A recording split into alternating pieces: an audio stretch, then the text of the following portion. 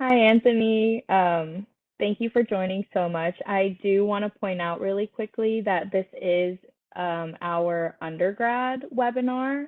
We have a separate MBA Consulting 101 webinar that we'll be having in a different session. So if you want to hop off of this one and wait to join that next one, you're more than welcome to do so.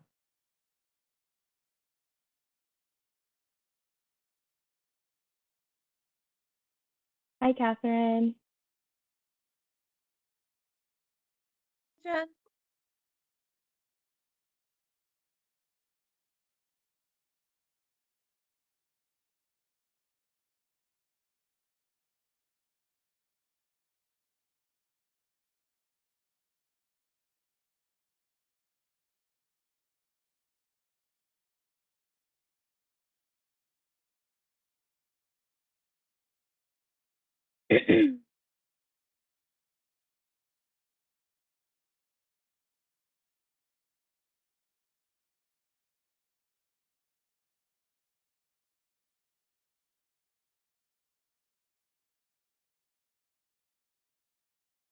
Hi, Claire. Good to see you.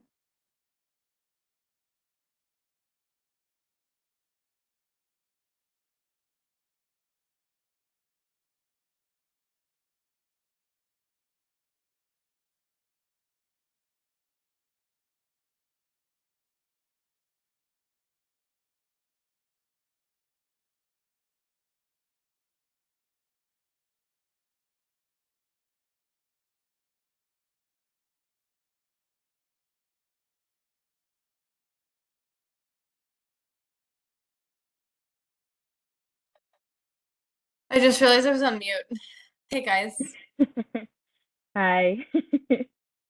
Happens to the best of us. It does.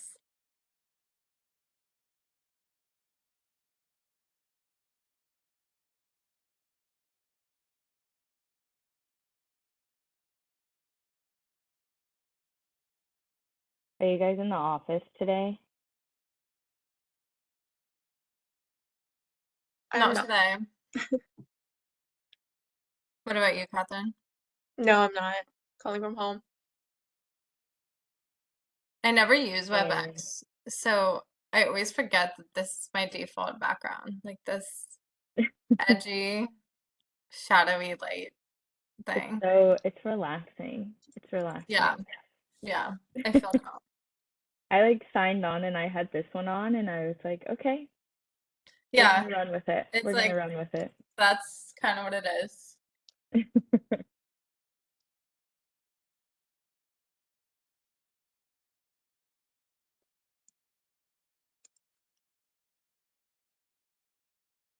Alrighty. Hey, Zach. Think we're waiting for Obria as well.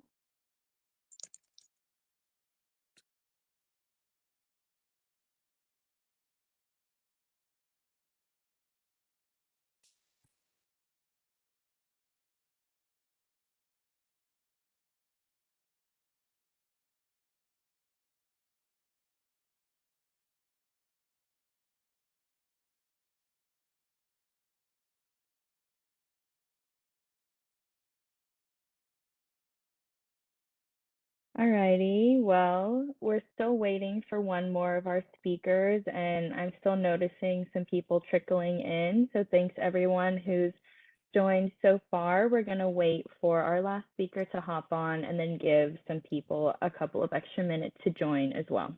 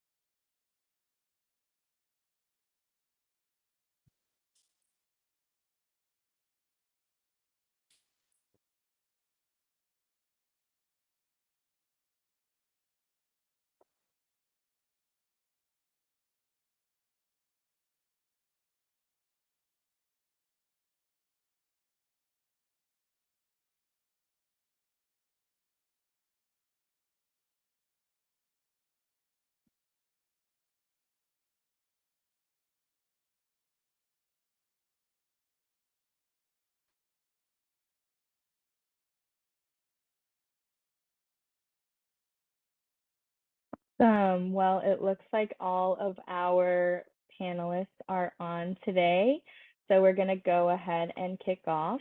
Welcome to our first webinar for our undergrad, audience. This from Kearney. This is our Consulting 101 webinar.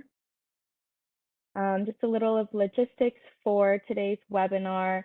I'm Jen. I will be kind of mediating, and if you have any questions, we will have a Q&A at the end of this session.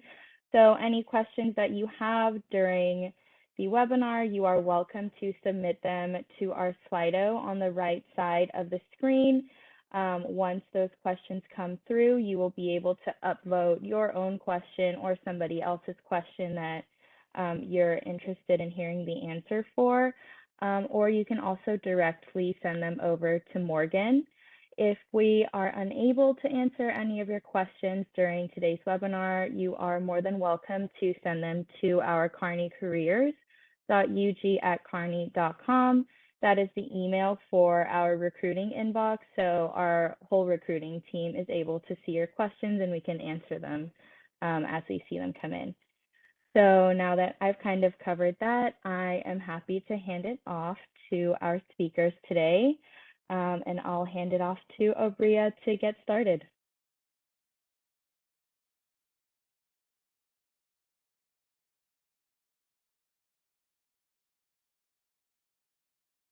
Obria, I think you're still muted.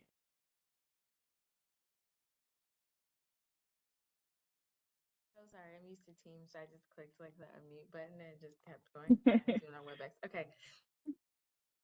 So sorry. My name is Obria Shaw. I am a senior business analyst out of the DC office. I'm aligned to the consumer industry and retail products practice. I have been with the firm. It'll be 2 years in I think next month. Started out as a BA and got promoted around last year this time. So yeah, I'm super excited to be here and answer all your questions.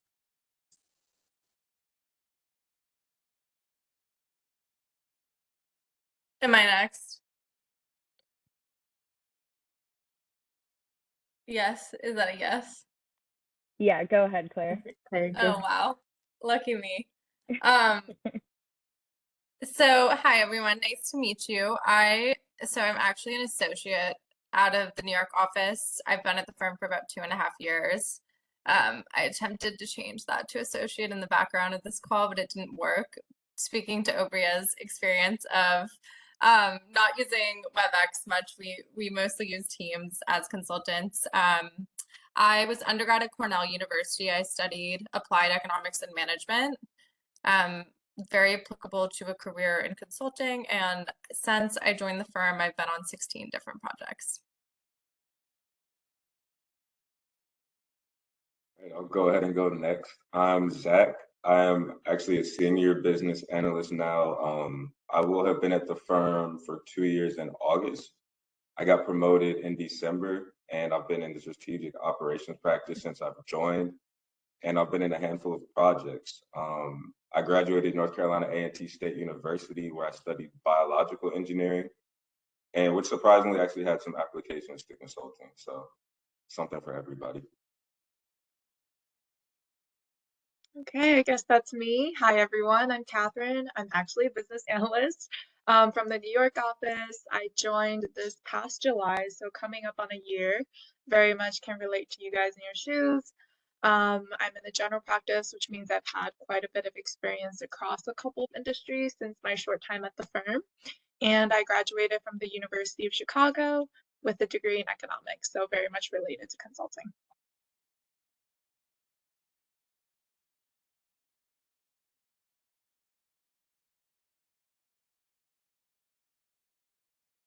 I feel like this is very similar to the last slide, but maybe we can share a few fun facts.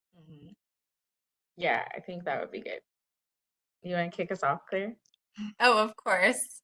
So it's funny because I did this last year and I didn't really have any new fun facts to add.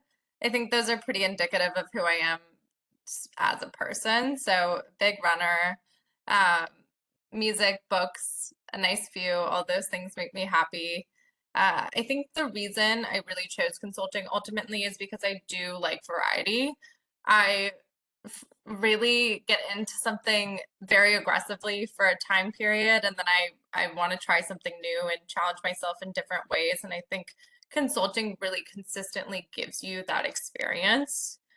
And the second reason is definitely because I'm really a people focused person. I like working with people on a day-to-day basis. I like working with teams, with coworkers, and I also really like working with the client and understanding what their needs are, trying to meet those needs and having that experience for our clients. So those are two just reasons that I ended up choosing this career.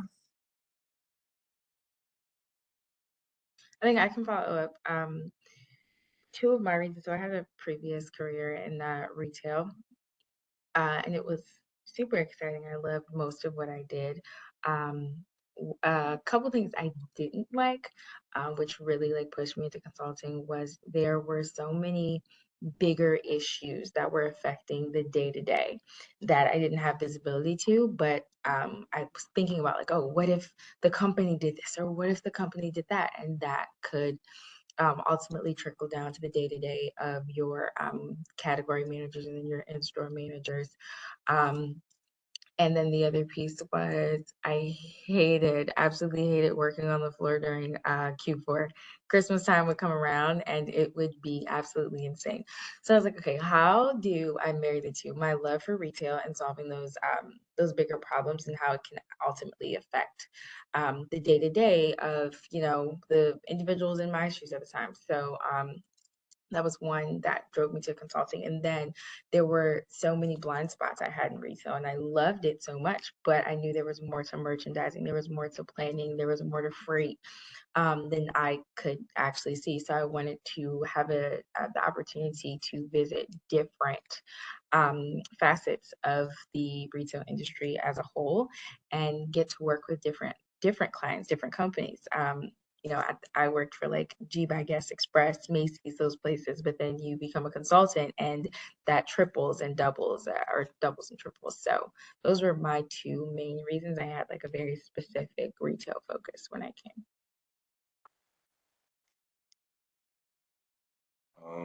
Yeah, I can go next. So some things I'm interested in, a lot of sports, mainly basketball, but I do like a little bit of boxing, and I'm in a flag football league right now, so that's pretty fun. Um, I'm kind of into music production. I picked that up like during the start of like the COVID kind of time period and stuck with it. So it's pretty fun. That's one of my side hobbies now. Also, anything outdoorsy, so like fishing, hiking, kayaking. Um, that's my area. Why consulting? So funny thing is, I really wasn't even interested in consulting until like halfway through my senior year of college, but I had done like all engineering up until then. And then I met a somebody from Kearney, and he was just like telling me all the ins and outs of consulting, and it sounded really cool. I was like, oh, you get to travel and meet all kinds of different people in different industries, but a cool network. So I had to, check it out, see what was going on with it. And yeah, I ended up kind of liking that more than going down the engineering track. So that's how I wound up where I am today. But I'm enjoying it a lot, making great connections, learning new things, and variety, as Claire said. So yeah, that's how I ended up here. Okay, I guess lastly for me, um, I really enjoy traveling, so that's definitely another part that drew me to consulting. And then outside of work, I started picking up kickboxing, which has been really fun.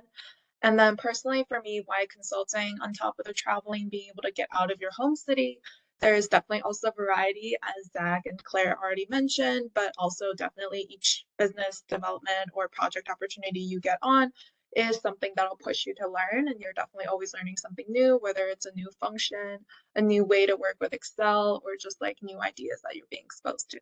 Yeah.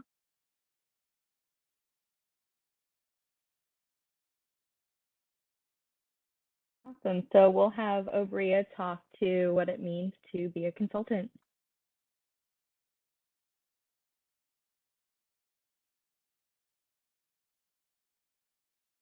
I was trying to click the mute button. Okay, so I think that there are a couple facets of what it means to be a consultant.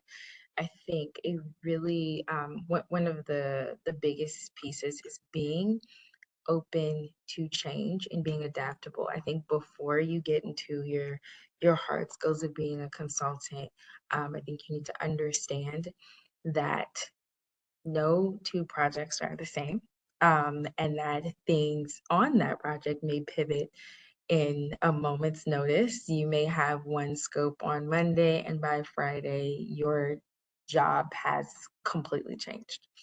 And so I think that it's definitely important to be open to that and mentally prepared for that, and ensuring that you know yourself as a person, what it's going to take to ensure that you are regularly okay with that change and that adaptability. It can be really fun, but it can also be stressful if you aren't mentally prepared for such a huge shift all the time. Um, I think the second piece that speaks into that is especially when you start and you come in as a generalist, you could be on a project across so many different industries. So recognizing that is going to change per project, and preparing to do a little bit of your own just kind of background information to ensure that you have some context to what you're doing. And then I think another piece is, or another huge piece, I think I have like 5 big pieces, but the next huge piece is being yourself and bringing your full self to work. You are going to have interactions with your teams internally, but you're also going to have interactions with clients externally. And a huge piece of being a consultant is building relationships, building trust, networking. And if you are going to walk into a situation and have to tell your stakeholder that they have to make some really hard decisions, they have to be able to trust what you're saying. And especially when you're right out of, whether it be undergrad or MBA, you have to be confident and firm in whatever it is you're doing or saying, even if it's like your first time or your 15th time. But if you are able to connect that decision or message that you have to convey with who you are as a person and bring it to the client or bring it to your teammate, then I think it creates a personable experience, where you can build trust with your client, you can build confidence in yourself, and then you can build that relationship with your team where they know that they can trust you to have those relationships and conversations with our external stakeholders. So yeah, that's I think that is probably one of the key pieces. Um, and then next is being willing to fail forward. And like, hear me out when I say this. You are not always going to have the right answer. Sometimes there is literally no right answer. It is just, this is the best option. And because it depends on your client, it depends on the project, it depends on the culture of your client. So just because you didn't have all of the boxes checked in what you believe is the perfect solution, the perfect recommendation, it's not an indictment on you. It's not an indictment on the approach. It's not an indictment on the process.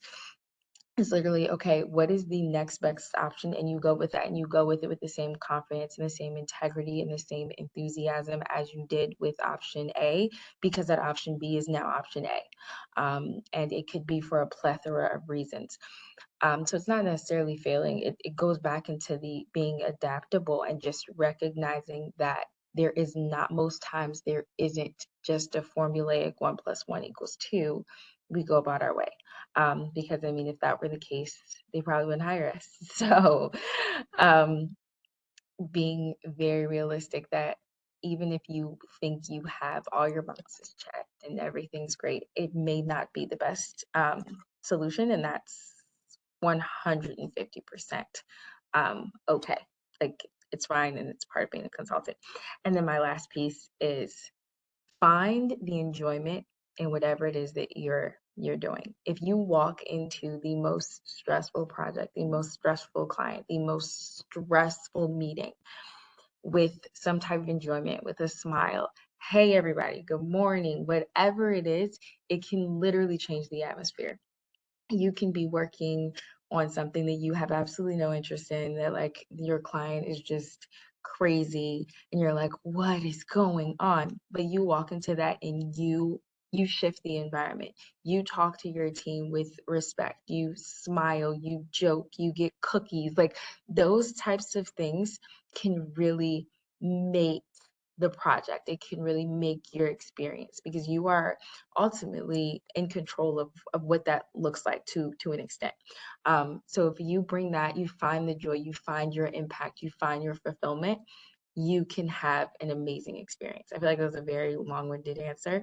But there are so many great things that you can do. You have the opportunity to network and interact with some, I mean, amazing leaders across multiple industries, the same internally.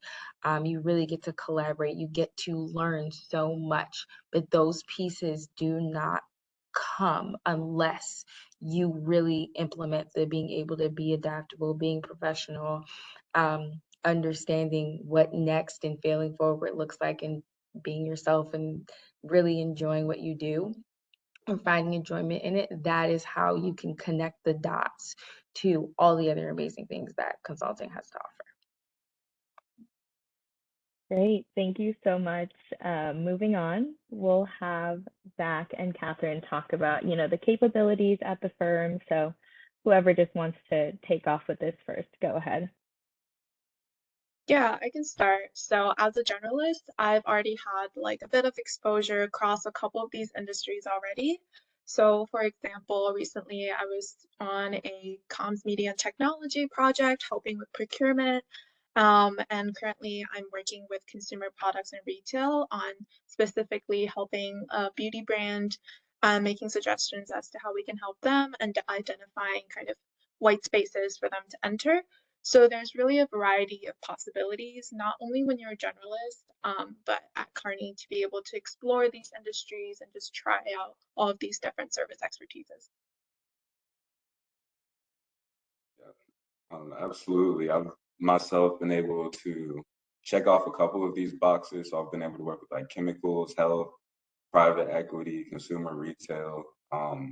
Most of my experience has been in procurement, but it's kind of funny because like I get to get good at what I'm, used to doing and what I like to do, but I get to do that in different areas. So like for me personally, private equity is an area that I've always been really interested in. So being able to be on a project where I can perform because I know what I'm doing because it's a service expertise that I'm familiar with, but it's an industry that I'm trying to learn more about. It was just a great experience because I got to meet people in the industry, um, still have those connections to this day, and also learn how that industry actually functions. So if you're into like learning a lot about different industries, maybe you want to, you see yourself in a specific industry long term, it's great to be able to transition between different things and learn about what really fits you. I've also been able to use some of my background in biological engineering while working in chemicals or health just to, add some knowledge and insight to, our leadership decisions and different meetings. So yeah, it's a lot of great opportunity across all different industries.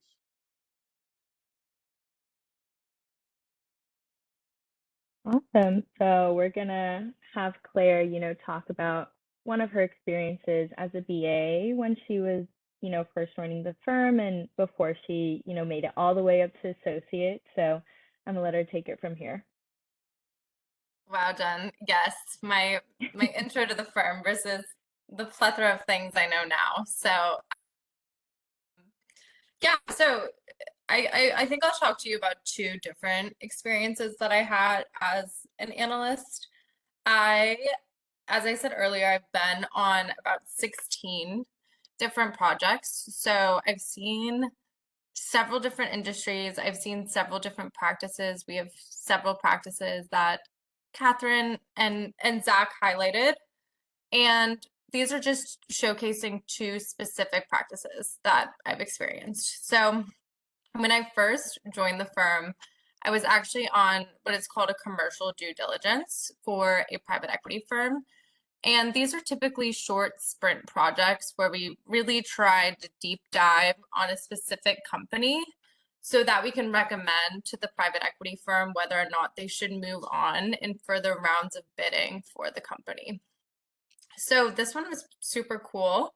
The private equity firm was thinking about buying an electric slash regular bus company. So it specifically had a large focus on electric buses, school buses specifically, and we were really trying to test the commercial appetite for electric school buses. So there were kind of a couple work streams with this, and I supported one specifically. One was a total cost of ownership model. So this was modeling out, if they were to invest in this school bus company, how long would it take to actually get a return on investment for those electric school buses? And then there were a couple others, in terms of market sizing and competitive assessment, but my specific role as a new BA was to actually understand the end consumer experience. So who are the people actually buying these buses would be the question. And those are really those school administrations in the target markets. So what I did is I actually got a long list of school administrators in the target market. So for example, Illinois, California, and I worked with an offshore resource to go through and call that long list of people and email that long list of people and try to get interviews with them. So I think I ended up interviewing 20 to 30 people and, taking notes, gaining insights, really trying to understand their appetite for electric school buses. And then ultimately what I did is I distilled that into something that we could communicate to the private equity client on what would be expected in the next couple years for electric school buses and the adoption across several states that were within the private equity firm's target market. My inputs also were actually very key to this TCO model. So we're also modeling out consumer adoption. So that was very key. It was crazy because, this was one of my first projects. I had no idea what I was doing. I was expected to manage an offshore resource, communicate to a private equity client my insights, but it really gave me an opportunity to learn about an industry really quickly. And I actually worked on another school bus due diligence a couple months ago, and it was really great to see those skills translate from one due diligence to the next. The other project, and I'll speak a little briefer on this, although it was a 6-month project, so a different experience, a little bit less fast-paced, more client-facing, so I directly worked with clients every day, was helping a healthcare company separate a portion of its business from its main business unit. They separated out about 20% of their business, and our angle was helping them separate out their procurement contracts. So I worked with their lead of procurement and HR on a daily basis, and we just worked together to prioritize high spend contracts and really help them negotiate with those vendors to maintain the same rates that they had prior to the separation. So I actually had a lot of fun with this. I worked directly with 10 different client stakeholders. I learned a lot about these HR industries and really helped them negotiate with these suppliers millions and millions of dollars of spend. And it was really cool for me at the end of the project because I got to literally say, I saved them upwards of $3 million just with the way that I did my analysis, the way that I structured the negotiation, and the suggestions that I made to the senior leadership team. So it really made me feel tangible impact. And then the second huge takeaway from this project was I'm sure you guys are all moving to different cities after graduation or planning to move to different cities, but I live in New York. And the one thing you might not realize when you move to New York is every year your landlord is going to jack up your rent. It's inevitable. You cannot do anything about it. But because of this project, I learned a lot of negotiation tactics that were really data driven. And I was able to negotiate my rent down significantly in the last year. something I hadn't been able to do my first year in the city. So super cool experience, tangible not only to the job, but what you can do outside of work. I feel like I should come have you negotiate my rent now, Claire. I've been thinking about leading like an internal Kearney seminar on it because I think I have a good like recipe. I think please go ahead and do it. I'll be the first person to sign up. I would love to Okay. learn how to negotiate. I'll do it with some people that were on that project with me because we're like expert negotiators now. Yes, that sounds amazing. Well, moving on, we're in our Q&A section now. So we've got a couple questions rolling in. So I'll go ahead and get started. Zach, I'm pointing the first question to you. For those coming from non-business backgrounds, how did you bridge the knowledge gap as you were going through the application process? Yeah, I remember because I hadn't, so before Kearney, I think I'd only did one other case interview and it did not go well at all. So I was like trying to scramble to figure out how to actually do that. Um, and honestly, there's a lot of just online resources like for practice cases that you can run through. If you have friends who are in consulting or know someone in consulting, like hit them up, ask them if they can run through a case with you, give you some pointers. But I think as far as the knowledge gap goes, a lot of the problem solving that you've been doing in undergrad is really what applies. You don't have to know like everything about business. It may help if you listen to some podcasts or, maybe just like look up some quick business finance terminology. That's all that I really needed. But most of it came from a couple weeks of just like grinding through, practice cases, getting good at, getting the structure right for my cases, understanding how questions need to be broken down. And a lot of that you can really just find on the internet, Google, YouTube. There's also like some books from different schools that, may help with case interviewing. But yeah, I would just say get as much practice in as possible. Don't just like watch an interview um, and be like, oh yeah, I got it. Like learn how to do it, learn how to make mistakes. But as far as the knowledge gap goes, what you've been learning in undergrad should be sufficient, especially if you study business. Yeah, just learning the actual like formula and structure of the casing is what's important. We also do have a practice case on our website that you can utilize and practice before coming through our interview process. Next question, I'm going to point this one to Obria, but if any of you guys also have any input to this, you are more than welcome to answer as well. Obria, what has been the most surprising part of your role that you didn't expect going into it? I think the most surprising part was how much autonomy you get over your career. I really did not realize I could. You basically decide how, like, it starts with, hey, where do you want to align to a practice? And then, okay, what next? How impactful do you want to be in your practice? How impactful do you want to be in the firm? How impactful do you want to be on your client? Like, you can come in and you can do like just, okay, this is my job, this is my day to day, or you can really push that forward. You can push your own limits, you can push your own thinking. And I think initially I was like, wait, what? You're going to trust me to lead this meeting with this client? Wait a minute. It's like, well, yeah, you're closest to the data. You know these things. I'm like, wait a minute, I do. Yeah, I can lead this meeting. And I can do a really good job of it.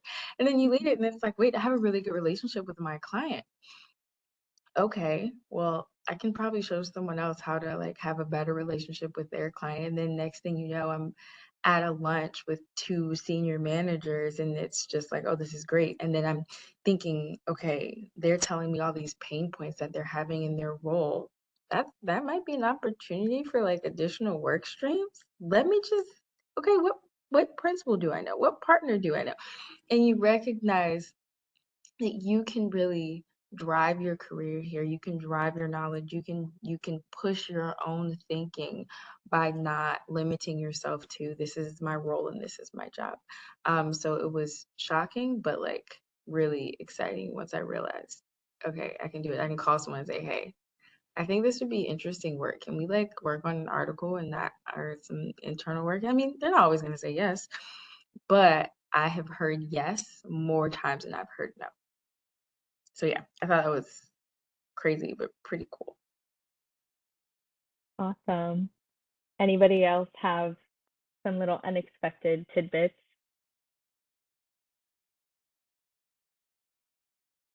Well, I guess you, Claire, and Zach were just super prepared going in. No There's so many surprises. unexpected things. I mean, I'll tell kind of a joking one, just for the sake of it. I joined during the pandemic, so I expected this job to be fully travel 4 days a week.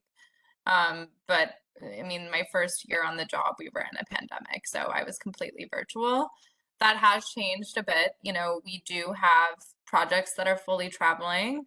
I'm sure some people have a question on this, so I'm probably jumping the gun, but we have some projects that are fully traveling. We have some that co-locate in one of our Kearney offices across the United States and sometimes even globally. So we still have that opportunity, but that is not what I expected when I joined the firm, to live in this virtual environment. And I continue to work very virtually. So just a different way of consulting, very similar in its core values and systems, but it is different. Claire, I had the complete opposite of you. I joined in the pandemic and I traveled like a week later. I was That's traveling and crazy. my next project, I traveled and like the yeah, I've traveled for like every project with the exception of like the very last one. And it was a short like 4 week stint and I didn't travel. So I've been traveling since this started. Yeah, some projects have been like every week or every other week, 4 days, and then others have been like 2 or 3 days out of the week or like 1 week out of the month. But it does vary by project. But that's crazy. Yeah, and that shows how variable the experience is overall. You know, some people travel every week. Some people like me haven't had a consistent travel project in my 2.5 to 3 years at the firm. Yeah, I think I didn't travel until almost a year after I joined the firm. And then like my first project was in Miami. So I was like, so the bar started like really high. I So love I've been that. spoiled and everything now. But yeah, everyone has like a different experience with it. Yeah, I know some people going to like the middle of Oklahoma right now where there's like absolutely nothing and she has to go maybe like 2 or 3 times a month. So it's really, travel is really just project dependent, just as a straight arrow answer here. But moving on to our next question, just trying to fit in as many as we can right now. Can you guys describe the culture at Kearney and especially at each of your offices? Yeah, I can try to answer that one. So, I started off in the Chicago office. I'm technically aligned to Chicago now, but I work out of the DC office. But this year I've been doing most of my work out of the New York office because that's where my team has been. So it's a little bit of different culture for everyone. My personal favorite is still the Chicago office just because it's the nicest one. There's so many more people. It's a lot of fun stuff to do over there. And I personally think they have the best like events. New York is really cool too. They have a really nice view. It's pretty. Um, and yeah, it's a little bit smaller, but you can tell everyone there kind of like is really familiar with each other and get along. I think the DC office is the smallest one that I've been in, and you're kind of forced to be like close with everyone because it's like a really open co-working kind of area. But I haven't been in enough. I probably should get in there a little bit more. But that's how the offices have been, and overall the culture has been really like engaging. I think it's been super easy to just meet people, a lot of different like offsites and events where I just meet people in different cities that I might have never ran into before, and I keep in close contact with people from like my past projects. So it's a really great like networking opportunity as well.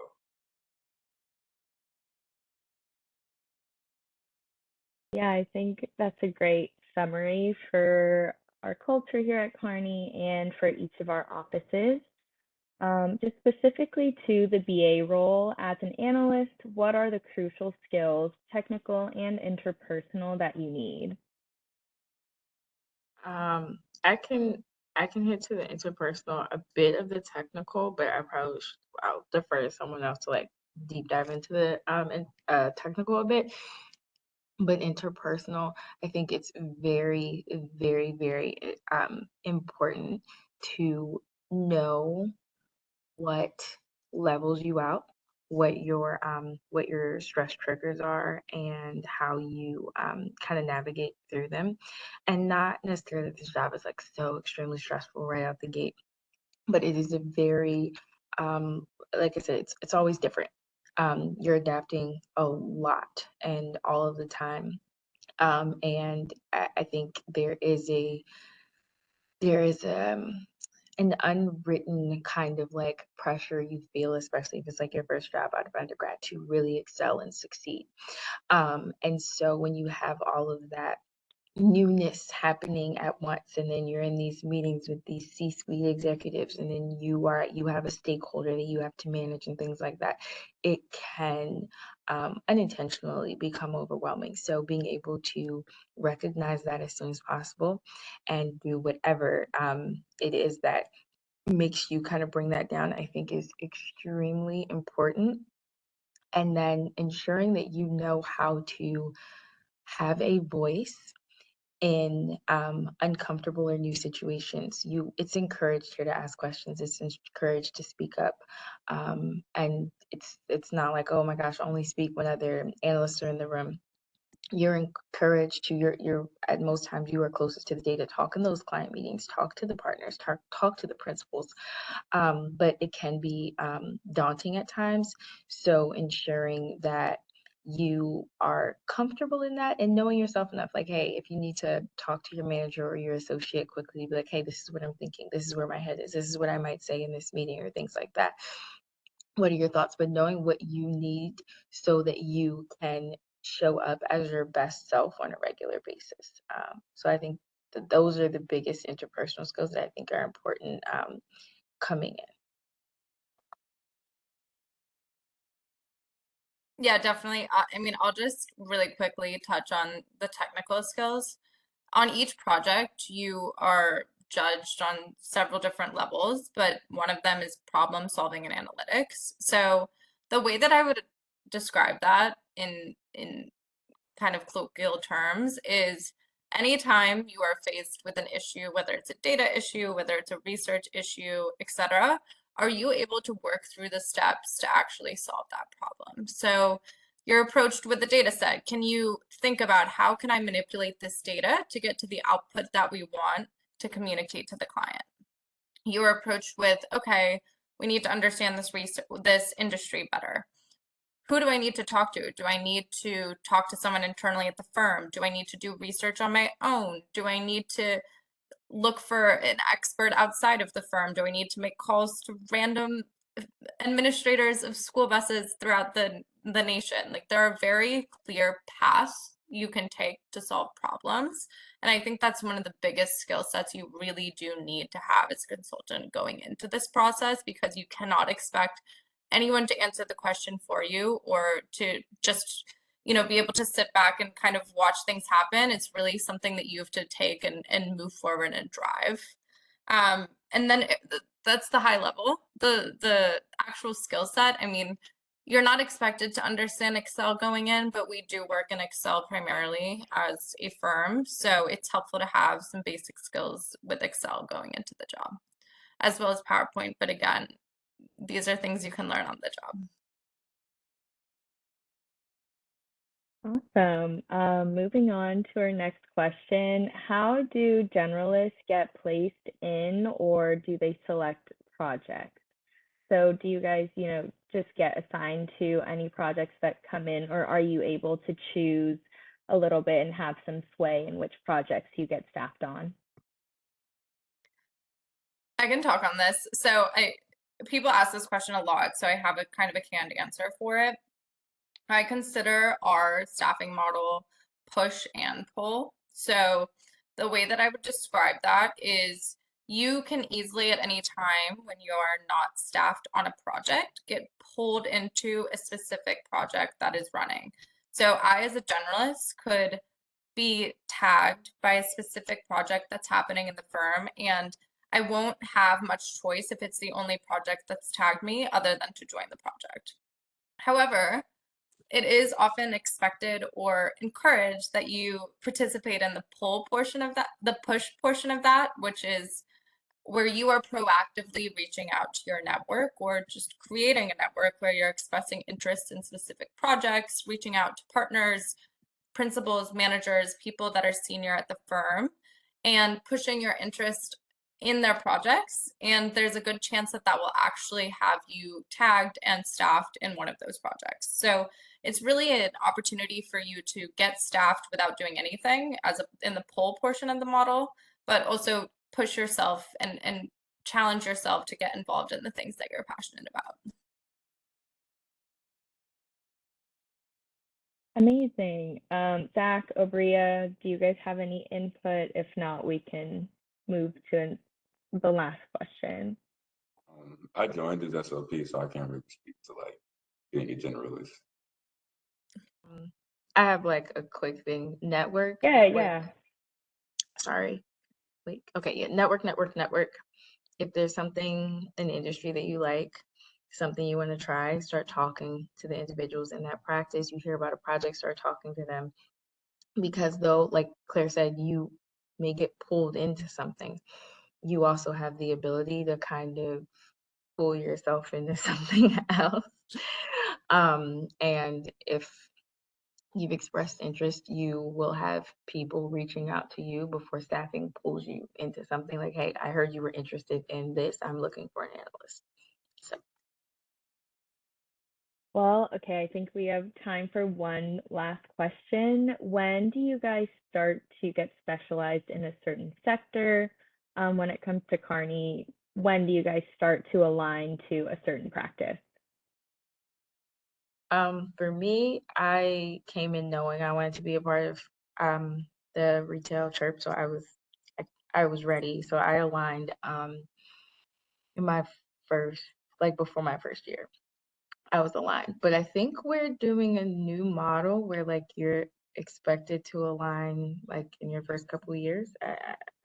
Maybe I don't know 100% if that's the case now, but I think it's like the expectation is to align a little earlier. Yeah, and so I'm a generalist. I'm not aligned to a practice. The expectation is that you align about a year and a half into being associate. So I became promoted to associate in December of this year. So I would be expected by June of next year to align or at least pretty confidently know what practice I'll be aligning to. Yeah, I'm strategic operations, which is practice that you can immediately align to upon joining. Funny thing, I actually have no recollection of like indicating that I wanted to be SLP, but I joined and I was just kind of in it. So I was a little confused. But then we had like a really cool offsite and I was like, okay, this is cool. I like it. But yeah, like Obria and Claire were saying, usually once you get to associate, you can kind of choose where you want to be at. Well, amazing. With that, we're at time. Zach, I'm glad you came in our SOP practice. Just rolled with the punches. But thank you everybody so much for joining. Thank you, Zach, Obria, and Claire for speaking today, and Catherine, who had to leave a little early. Gonna give her a shout out here. But you guys are free to hop off now. Thank you again for joining. And if you have any questions that weren't answered, please feel free to send them over to our recruiting inbox. Thanks, everyone.